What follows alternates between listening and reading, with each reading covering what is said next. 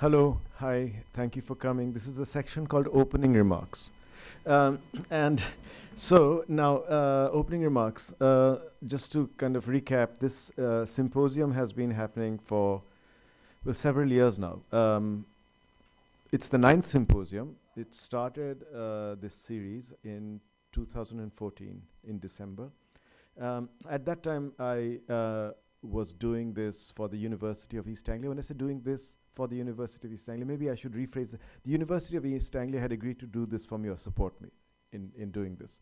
Um, because I had started, again, at their request, and this was part of an attempt by the University of East Anglia, where I was a professor of contemporary literature for many years and teaching the creative writing MA.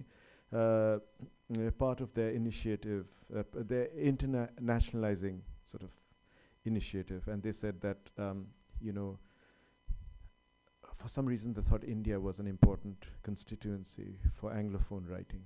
So they said, "Can you help us?" And I said, "Sure, I will design a workshop," and that was the beginning of the UEA 8-day workshop. But very soon I got restive. I was already restive, even while agreeing to this idea. And I said to them, would you mind if we had something that addressed critical thought a little bit, and addressed the fact that writers and artists do think critically, and that they are and that even academics might want to think critically for a change. And I mean, what I meant by that, I mean, I'm not taking lightly the incredible scholarship. I'm taking recourse to American exaggeration here, but the incredible scholarship that we owe to academics. But I did realize prior to the symposium that academics also want to speak outside of the discourse in which they find themselves now, and they found themselves since the 90s, I would say. Increasing professionalization, the disappearance of teachers who don't have doctorates in English, the kind of people that I was taught by many, many others who are here probably, who are teaching literature, or some branch of the humanities now, were taught by misters, rather than doctors. So I think academics were part of this conversation in a way that they could step out of the academic conference. Writers and artists were going to be part of this conversation in the way that they could step out of, again, the increasingly the frequent sort of occurrence of the book launch or the plug from the 90s onwards, that they could talk about what was important to them as writers or filmmakers outside of having to plug their latest book. Something that we seem to have increasingly forgotten to do, and forgotten was an actual aspect of, or a very important aspect of, conversation. All conversations have become sort of related to some kind of plug for the latest publication. So that space was created with the support of the University of East Anglia in the form of these symposiums, which started under the rubric of literary activism. Many people thought this meant, that we would be pursuing activist sort of agendas, activist in the sense that we understand that word now, through literature, and that, or we would be talking about literature that pursued, within quotes, activist agendas.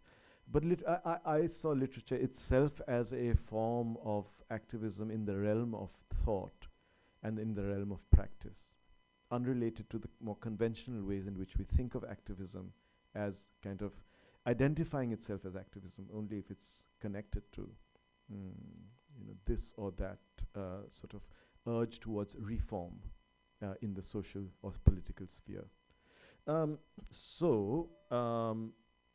the first one was called Literary Activism, and then after that, every symposium in the series has had some sort of a theme, which itself is like, to borrow a word from the present symposium, a kind of bust theme, a theme that goes nowhere. For instance, one of them was against storytelling. This was meant to sort of for the against storytelling people to articulate and vent their feelings against storytelling.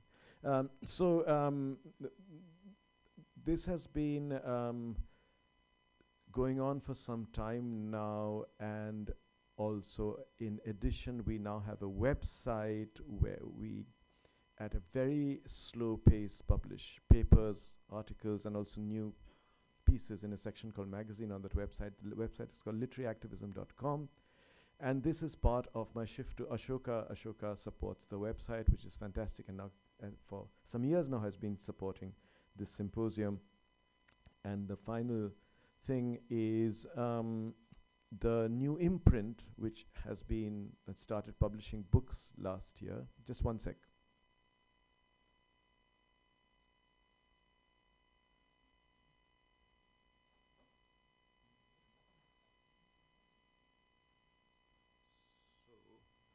So last year we published 2 books in this new literary activism imprint. Book of Rahim by Arvind Krishna Mehrotra, his new poems, and my On Being Indian, which is a political tract really about the anti-CAA protests and the kind of resources that went into those protests. And 2 books are about to come out. I have an early copy of Against Storytelling.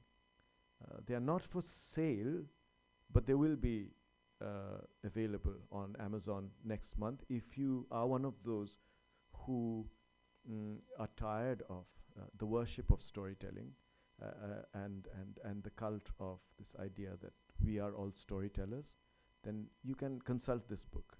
The second book is a book of poems by Vinod Kumar Shukla, bilingual edition, translated by Arvind Krishna Mehrotra. So anyway,